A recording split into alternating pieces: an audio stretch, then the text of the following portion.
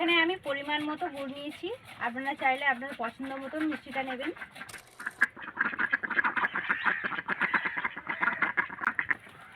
এখানে কিন্তু দু রকম শরবত বানাবো, একটা বেলের শরবত বানাবো, একটা দুধের শরবত বানাবো। দেখতে থাকুন। 1 চামচ গোলমরিচ দিয়ে দেবো, আর গোলমরিচটা আমি আগে থেকেই ভেজে রেখেছিলাম। 1/2 চা চামচ বিট লবণ দিয়ে দেবো।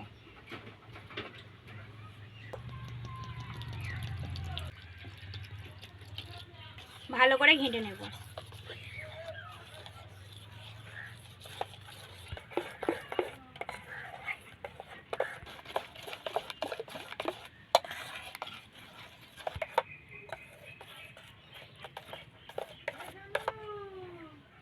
এই বেলটা দিয়ে খুব সুন্দর কিন্তু একটা গন্ধ আসছে, বিট লবণটা দিয়ে আর গোলমরিচ।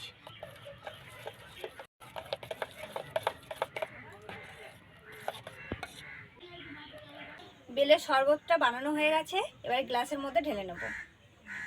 প্রথমে একটা গ্লাসে জলজিরা আর লেবু চারি সাইডটা মাখিয়ে নেব।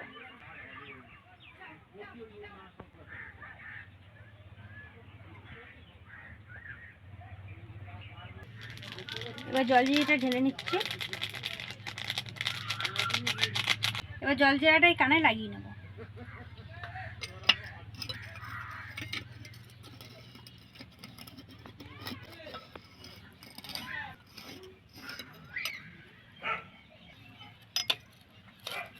আর এই গ্লাসটা কিন্তু লাগাবো না, এই গ্লাসটা দুধ দিয়েও বানাবো। দুটো গ্লাসে আইস দিয়ে নেব।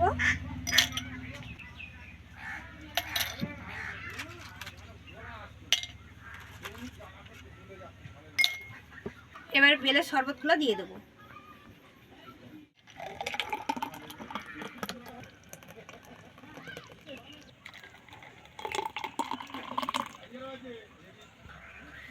দুধটা আগে থেকে আমি জাল করে রেখেছিলাম, দুধটা দিয়ে দেব।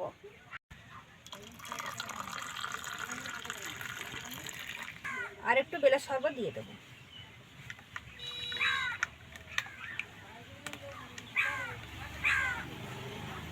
একটু ঘেঁটে দেবো।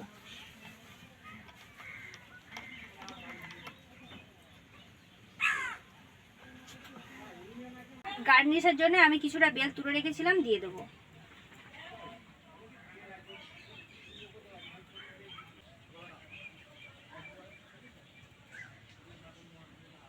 পুদিনা পাতা নিয়েছি, দিয়ে দেবো।